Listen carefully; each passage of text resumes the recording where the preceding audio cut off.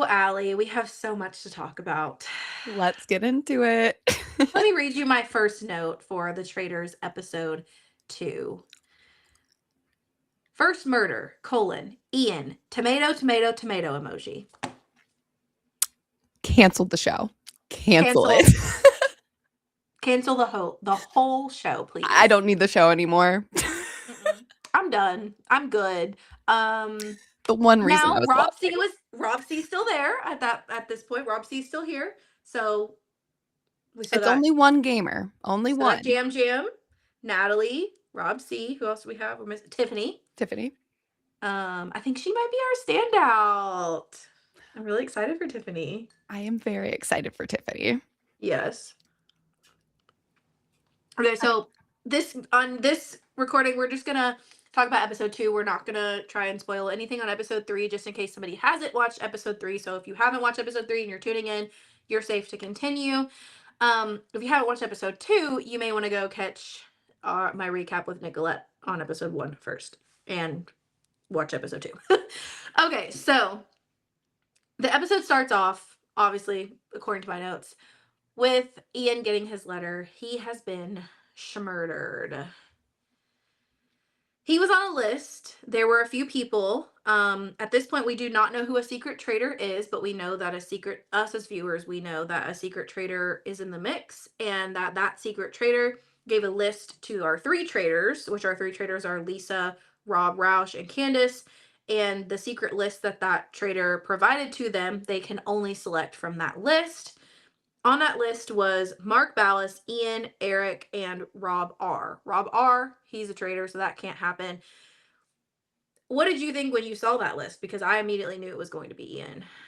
I mean, from a gaming POV, from a gamer standpoint, I can't blame them for wanting to get rid of a gamer first. It makes sense. However, I will never forgive Stephen Coletti for putting the coffin in Ian's grave. Let me be very clear about that, Stephen. Steven! Stephen! Steven, we are talking to you right now. This is specifically Never for again. Stephen. Never again. Okay, in all seriousness though, about Steven, he is kind of standing out to me. We are upset because we are gamers and we love Ian Terry, but like, he was being a little too vocal with the coffin. So was Candace.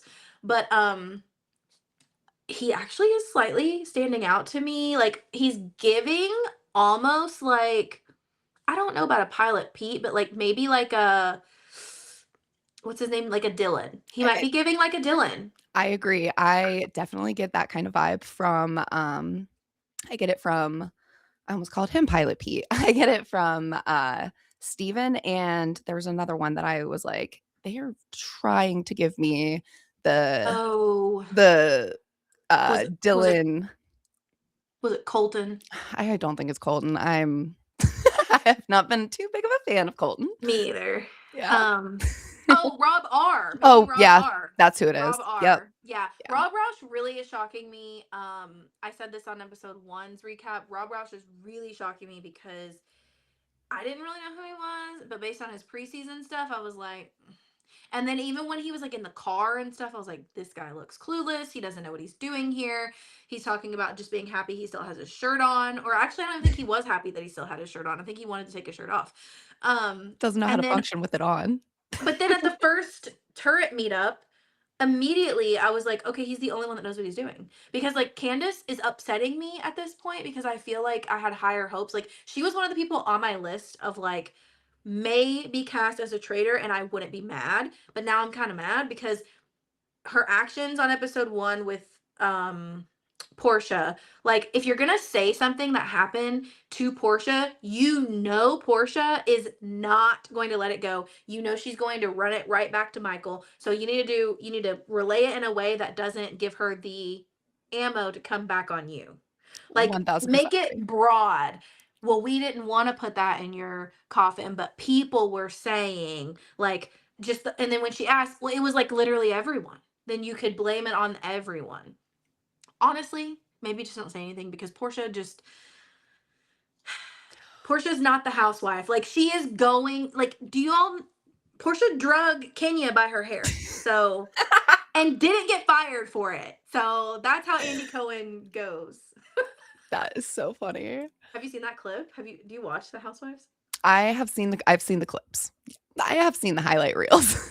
She like people wanted her because I mean it was but then again, Kenya had it coming because Kenya I'm gonna be canceled for this. Kenya was like bopping her, like she wasn't physically touching her, but she was getting really close to her with this scepter that she brought. And then she brought a scepter and she was like waving it. And not Kenya, Portia was like, if you get close to me one more time with that stupid scepter. And then she grabbed the scepter and threw it. Okay. So she was like, I'm done. Didn't physically attack her at that point. Then Kenya reaches behind her pillow and pulls out a blowhorn and is like turns it on. She couldn't even get it to turn on. She had to rip the battery pack apart and got it on. And then she's like saying things in Portia's ear with this blowhorn, Oh, battery operated blowhorn. And she was like, she looked at whoever it was beside. She's like, you need to get her away from me. You need to get this away from me. And then finally, she just ripped her by her hair and she drug her off the set. Like in the clips, it's like like you can see like set behind them. Like they've gone away from like the set that was intended to be screened. Like it is like production team hustling her out of there. oh my And gosh. she didn't get fired. She didn't get fired. So That is so funny. I am worried for some of the housewives because they are so vocal. mhm. Whether you're a traitor or a faithful, I think just being that vocal, it's not a good plan either way, in my No. opinion. Yeah. No, and Candace, I really was disappointed because I thought she was going to be the best of the housewives. I'm just like the whole Lisa Renna thing. I don't want to harp too much because I already talked about it on episode 1, but like calling out Lisa Renna before you knew who the other traders were, like, and even Rob Rouse. That's why going back to like him being surprisingly good, he was like, "Why would you do that?" And then Lisa Renna's like, "Oh, we could just run that back." Like they're just they just think that they can just run it back. Nobody's ever gonna remember that she It's fine. put the okay, whatever. Anyways, speaking now we're on the Portia topic. So Ian gets murdered and we start, they do the breakfast thing and then everybody breaks up like they normally do. Portia slips up and says, I killed him, but then that gets turned around. I think she said First, it was to Ron, I it believe. was first to Ron, but then she said it to somebody else. Donna walks in. Yes. Okay. So she said it to Ron, but then Donna walked in, but I don't think Donna heard that first time. But Mhm. Ron like twisted it and to I murdered him. So it became something it really wasn't because Ron reiterated it with a different word. Um, if it was me and I was in that house, just based on what we saw, I don't think I would have seen that as I would have seen it as her just genuinely slipping up. So I will say, when I was watching it and that happened, I heard her when she said it the first time, I out loud said, "What did she just say?" Because I thought she did say, "I murdered him last night." And then I went back and I You watched because thought she could be the secret. I was like, "Yeah." I'm like, Yeah. that was like a very weird comment. If I was in the castle and I heard someone say that, I mean, you only have so much to go off of, so I would be like, "Huh, that's a little iffy." Yeah, I think Sandra in the chat BCC was like, "Ooh, fatal flaw." Like it was a really fatal slip up. Like had that never happened, Portia would still be there entertaining us with her one-liners. So and in that same moment, since we're talking about Donna, that this is where we really see Donna give us more information about why, because we saw her kind of align with Ron on episode 1, but on episode 2 she gives us more information that I guess Travis worked with Ron on a show, so she feels as though it's safe to align with him. My opinion is that's a dumb thing to say, but he is a safe person to align with. So it worked out by luck. But I don't know that you should immediately attach yourself to a person just because you know him prior, because there are a lot of other people that know each other prior as well. I Just agree because, so, like, Johnny and Tara, we have those 2 in the house, and from what we've seen at this point, we they're haven't really besties. seen them interacting too But much. they're besties. But in real life, yeah, they're besties, and, like, I don't know, if I went on one of these shows and, like, my husband was with me, don't talk to me, we don't know each other. Exactly. So, and that's what I think Johnny had said. Like their intention was to not. They're working together, but they're kind of like how we saw Tiffany at some point on episode 2 as well. She approaches Rob Sesternino. We'll probably get to it, but she was like before they go to bed, she was like, "Gamers, game, it's us, jam, jam." Like she mentioned a couple. She's like, "Ian, we're doing this," and he was like, "Yeah, yeah." And Ron was like, or Rob was like, "You're the best person to organize this alliance," and she was like, "Yeah, we got this, we got this." That's all you need to do. Meet up, say it, and vote together. We're good. I mean, Tiffany has a history of doing so. Exactly. And that's why Rob C was like, I immediately want to work with her. And I on episode 1, we saw one of the I think that housewife of Dubai lady, she was like, we need to work with Rob C because like he knows these games. Like that was in my view was such a good thing because it's like, okay, you know that you recognize you don't know it all. You Mhm. recognize that this isn't your forte, and you recognize that if you can't beat them, join them. Exactly. Unfortunately, she didn't get a chance to join him just yet because they ended up going directly into a challenge after this like little after breakfast. I don't even know, soiree after breakfast. They always be together. Do you have anything else to say about that before we jump into talking about the challenge? Any other notes you had? Nope, I just have Portia is just very bad at the game. I don't think she's I had I don't think she's a traitor. I think she's just not a good gamer. She's not. I had no hopes. I guess we should talk about because I haven't gotten to talk to you about this yet.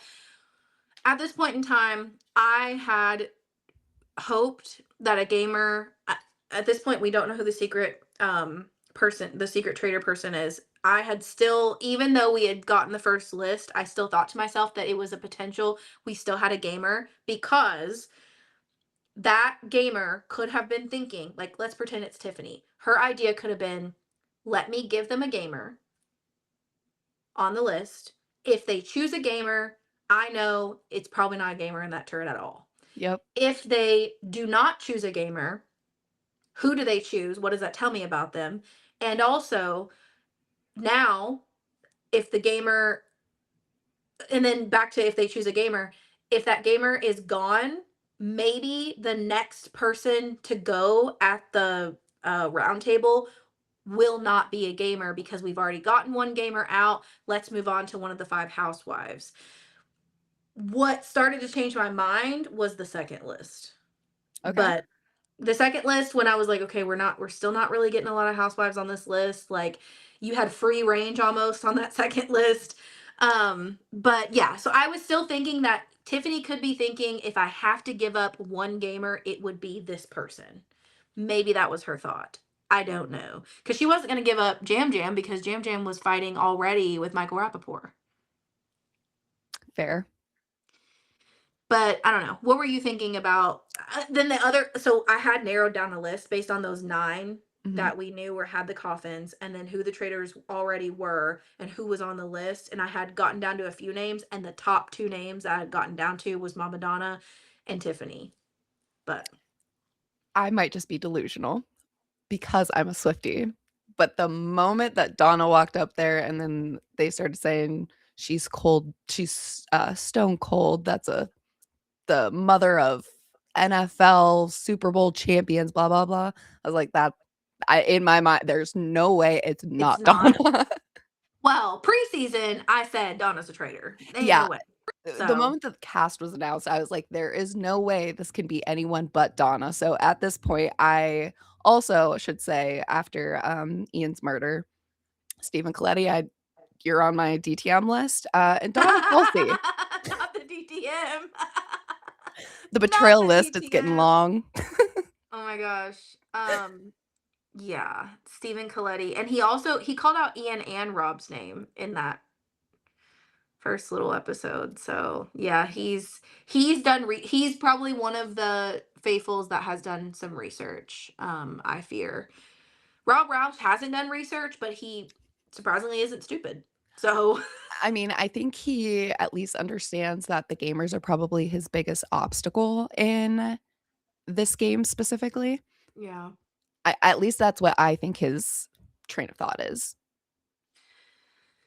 Yeah, so they get into the challenge and Tiffany, Candace, the British chick, that's literally what I wrote down because I don't know her name. What's her Caroline? name?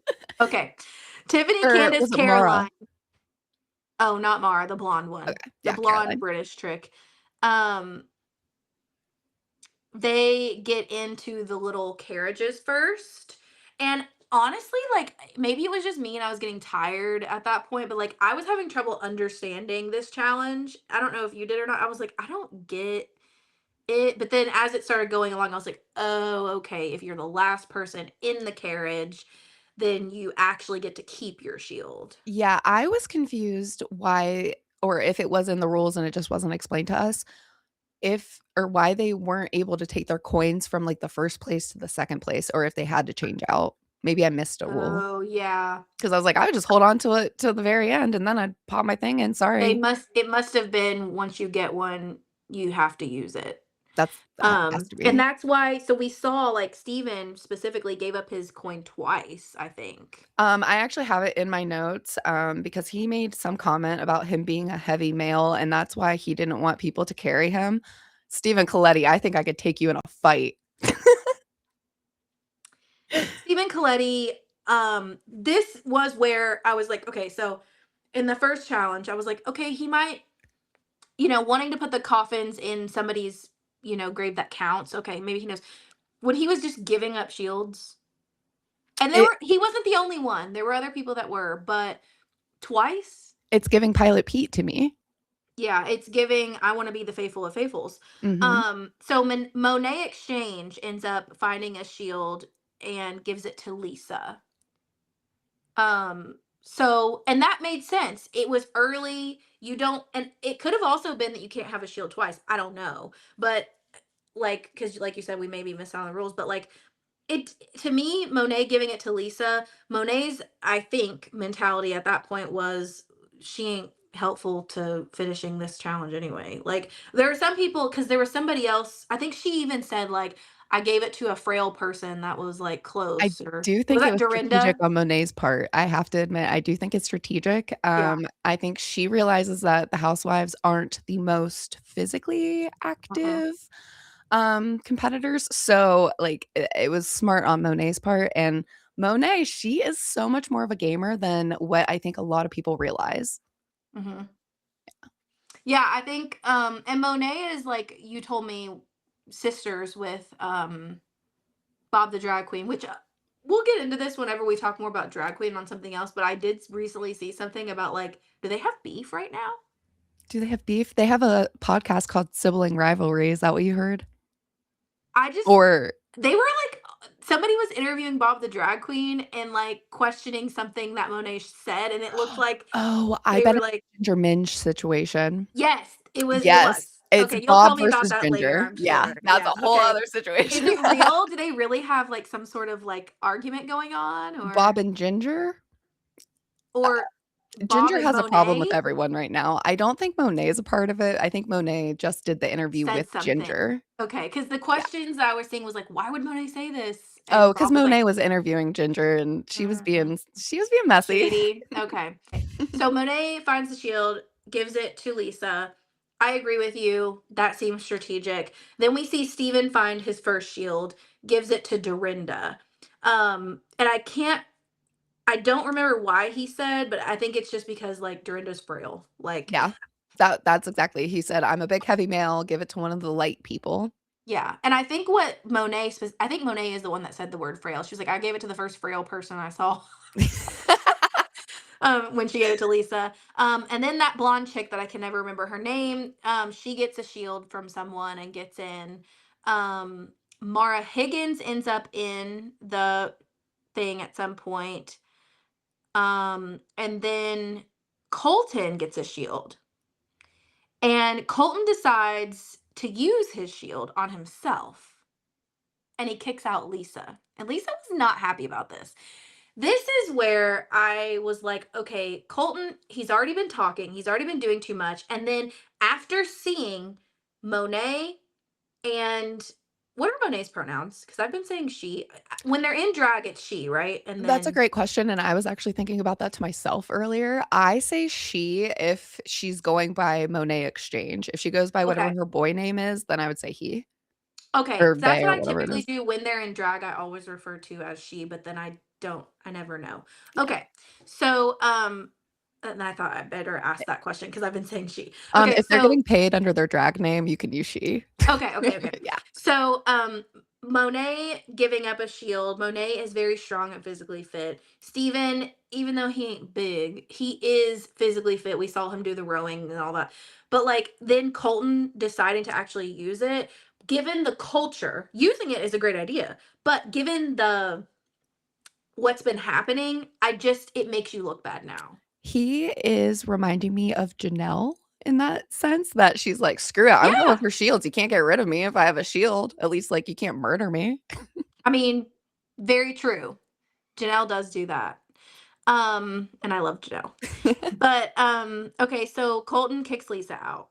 And then Steven gets a shield and this is where I was like, hmm, you might be thinking here. He gives it to Jam Jam, but not because he thinks Jam Jam needs it or anything like that. He said he had suspected Jam Jam of potentially being a traitor and wanted to give it to him in thinking if he wants to give it to someone else or whatever, maybe Jam Jam is a traitor if he doesn't need to be safe. And Mhm. that was a good idea. It's a nice little Um, test. it was. And Jam Jam, this is the one point in time where I did think maybe Jam Jam is the secret traitor because especially after the competition, so he uses it and he kicks out Mara Higgins.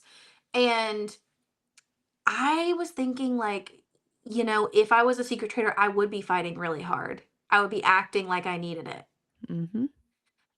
That's the part don't think Steven thought about. But he ended up, he did use it and got out Mara I and also don't think Steven considered the fact that if you hand a gamer an advantage in a game, they're what's taking gonna it. happen? Duh. Unless they're taking it. Yeah, if you give a Um, dog a bone, they're gonna eat it. yeah. Tiffany getting in first. I wasn't sure how to think about that. I think this is what I think her strategy is. I haven't seen her I haven't really seen her much in chat BCC. I haven't seen her talk much because she probably can't until the show's finished. But um, I was just really kind of thinking she's trying to really play into that faithful role and not look like a gamer at all. She's not wanting to lean into it, and I think it's a great strategy. I just wasn't quite sure about, like, volunteering to get in does sometimes make you look like because somebody raised their hand and was like, "Well, if you get in first, you're likely not gonna be in there at the end." So, I was worried. I don't think it worked against her, but I was a little worried about the choice. I think Tiffany's playing a really good game so far. So I don't wanna spoil anything, so I'm going through my notes real quick. I think she is playing a really good game. Mhm. I think and again, I don't think the rules were explained to at least, like, the audience very well, Mhm. because when I first saw it, I was like, "I would sit in it first because then I would that means I'm not gonna be sitting there at the last spot, and then I have a chance to get back in it, like, I have a chance to look for myself." So, I Right. don't know if she had that sort of, idea or, like, that's why she chose to do it, but she is doing a good job separating herself from the gamers, at least, publicly separating. So, like, when she Yes. spoke to Rob, that was a quick little, "You know what's going on, I know what's going on, let's go do this." Yeah. Yes. And I think she could have also been raising her hand because we may not have seen it, but it kind of felt like maybe people weren't wanting to. And she Mhm, could like, well, kind of her mentality when she raised it or her demeanor was like, well, I'll sit in it. Like mhm. maybe it was like, well, I'll agree to do it if no one else wants to. And I mean, if Um, they're asking for the smallest people, she is, so, she is small. Yeah. hey, they asked for it. And Tiffany said, so at this point, Mara has to get kicked off. Tiffany said they need somebody strong ass to push Colton's big ass because they were all about to go, and she basically was like, I'm not pushing his big ass. I was dead. That That was took me so out. funny. It was just these little quick one-liners that we keep getting from her. It's giving like I'm really hopeful for her because it's giving when Brittany was on and Brittany made it to finale. Mhm. So, Yeah, she was like, somebody had to push Colton's big ass. So the shields that ultimately ended up being officially found at the end of the game were Colt, which are the people that were in the carriages last, were Colton, Jam Jam, and the blonde chick that I never know her name that you told me is Caroline. Um, so those people completely safe, cannot be murdered. Portia, Dorinda, and Michael were named at the so now, unless you have anything to say, I didn't really have much to say about, we already kind of mentioned the only one thing that I had to say about their little convening after the competition, which was right before bed. They did the whole oh my gosh, what am I trying to think of? They did the whole correspondence between Tiffany and Rob where they Oh, locked in. I don't think I had anything else to say. I have Michael Rappaport's an idiot. Yeah, because I think after that they only talked for a little while and they went into the round table. So unless you have something else, I was going to talk about the round table. Nope, I think that was more so, directed during the challenge when him and Jan just at the very end of the challenge that I was like, "What is going on here?" And then I had one other special shout out to Natalie Anderson. Her arms are amazing. Girl never Her wear chest, sleeves. her chest has muscles on it. Like She she has is so built. pectorals. Oh my god. Like, drop the workout routine, please. Natalie is truly showing how great of a competitor she is through and Yeah, through. She really is, and I love it. I'm like eating it up. And what I love about it is she has been able to point out like, oh, Michael Rappaport was going after the gamers, but it's not turning back on her. Like she's, and then in the first episode, I talked about this on the first one, but her little shout out where she was like, we didn't put a coffin in yours, you don't put a coffin in ours. That was great quick thinking. quick thinking on your feet. She's doing an amazing job right now. I also think Tiffany's doing an amazing job flying under the radar because she's not involving herself in those conversations when people are like coming after gamers. She just keeps connecting with the faithfuls. And Agreed.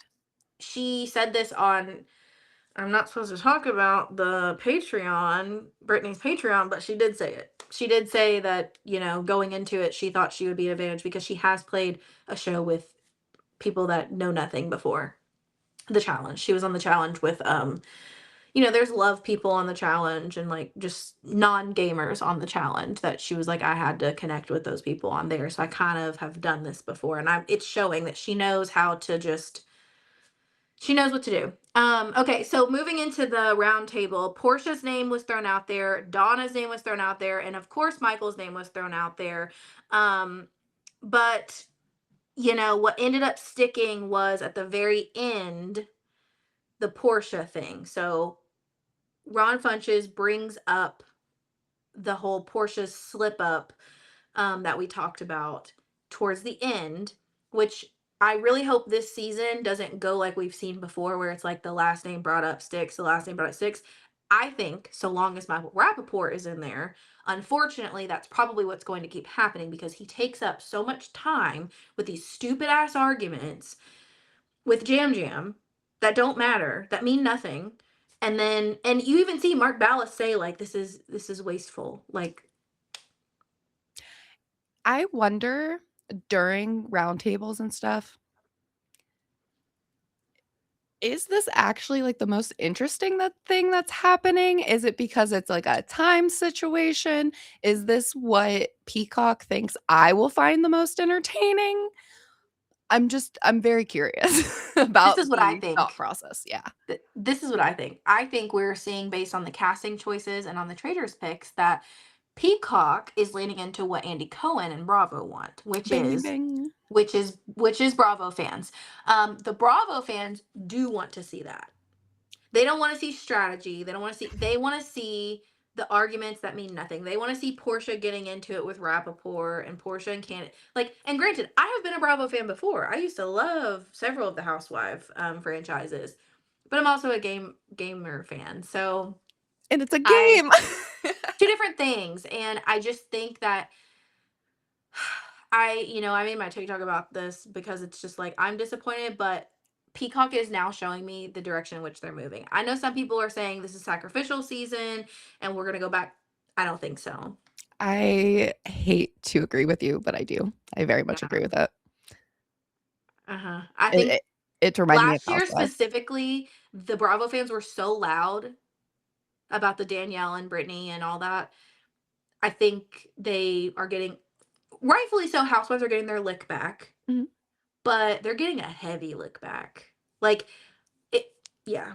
I don't want to Yep. say too much to spoil episode 3, but like they're getting a heavy lick back, and I am fearful that this is just the direction that, the majority of fans is never us. The gamers are always the minority, especially the like invested in the show gamers, like the live feeders. Like we're always the minority. And so I just keep trying to remind myself that this just may be the direction. And The Traitors, in my view, has never been a game show. It's not fair. It's an entertainment show that happens to involve a game. And we've loved it because gamers have been able to game on it. Suri, chef's kiss. The show was built on the back of Suri Fields, truly. Like it wouldn't be a game show at all if Suri and Cody weren't in there on that first season. I mean, it is a lot of luck based, and especially if you are faithful, I feel. So no, totally 1000% agree. Yeah, it's frustrating. So, back to the roundtable. What stuck was Portia's name whenever Ron Funches brought this up. Um, and unfortunately, she slipped up, and that's just what happened. So, Portia ends up getting banished. I feel like people stuck together. Like there weren't a whole lot of straggler votes, but I mean, Donna did get some, and Michael Rappaport, I think, got one or two. Yes, and Lisa, her vote, I feel like that was a huge point. What was her vote again? She voted for Portia, Oh, right? yeah. Yeah. So, I feel like that I'm wondering if that strategy, question mark, if I'm not sure if I should call it strategy. But I wonder how that will play out later down the line because I think that could be brought up at the round table if the housewives come together and say, Yeah. Lisa, Well, taking her on. Candace already brought up Lisa's name once to, who was it? Mark Ballas was in the room, maybe. I can't remember who else was in the room when There was she a whole said it, group, but yeah. it could happen again. I know Jam Jam was definitely in the room, so he would definitely piece it together. I don't know. So I expected, this is my next note. I expected to like Donna more. Okay. And what I mean by that is that I just expected her to just be more of a wholesome lady, and I think we can talk a little bit more about this in episode 3, but I did just expected more likability from her. And by this point, by the second roundtable, I was like, you can just vote her out. Like I didn't care. I didn't really want to see her on there anymore. She wasn't somebody that I was just like rooting for anymore. Like I don't know. I just You know what? At the end of this roundtable, my last notes for this episode is I'm kind of bored. Yeah. I wasn't really into like the drama or whatever that we've seen so far. It's not really entertaining to me. But then yeah, like Donna, I don't know if I was like, necessarily expecting more, but it, I, what I was expecting, I guess it just wasn't what I've seen. Right. Yeah. Yeah, and what I remember of Donna, like, was when Travis and Jason were playing against each other, and like just seeing her on the interview, like she was just a totally different person. And I think we can talk a little bit more about why that might be different on episode 3, but um yeah, I just was disappointed, and that was my next note at that point. And then we find out that we're moving into a murder in plain sight already. And that's my exact next note. Murder in plain sight, capital letters, already question mark. It was too soon for that. One complaint I have about all 3 episodes is that it just felt rushed. Like you said, I did feel bored because I felt like we were just moving on to the next. We were spending a lot of time on this fight between Michael Rappaport and Jam Jam, and Michael Rappaport and Housewives, and Michael Rappaport and whoever, that we just weren't getting additional content. And I know I'm one of those people that are like, show me more of the strategy. That's not a strategy fight. That is just a fight. Like Exactly. there's Exactly. nothing It makes behind it. me yeah, it reminds me of Big Brother when it's a lot of recruited house guests Yes. and they've only seen the highlight reels, so then they think that they're gonna come in and make this big stink and that's gonna be all the drama and this is the big thing of the season, and it's like, that's not actually how the highlight reels came to be. So, and it leads me again back to the confusion of it all. I felt confused in a lot of moments, like where I didn't feel like I knew what was going on. And it might have been because I was getting tired and not paying attention, or it could have just been that the explanations weren't good. But this was one of the ones. So, the murder in plain sight, I remember being a little confused on how it was working at first because it worked different than others we've had. So they put player cards. The secret trader put player cards in a picture frame, and the traders were supposed to identify which frame that is and be able to grab the cards out of it. And just like every other murder in plain sight, one of the traders has no idea who was murdered. This happens every time they do a murder in plain sight. I'm like, okay, this storyline is played out. But one thing we did see happen was that Rob Sesternino. So okay, so Candace gets up and she's like conga line, which made no sense. However, we now have more context thanks to Chat BCC. According to Colton, the Congo. So Colton got into it with Sandra, and on Chat BCC, and Sandra was like, "This was so dumb. I can't believe you guys fell for this." But Colton was like, "Actually, it wasn't that random. Apparently, they had talked on like night one a lot about doing a Congo line together. So when she randomly brought it up, it wasn't, according to Colton, a huge red flag, but he also said something about a lot of us knew.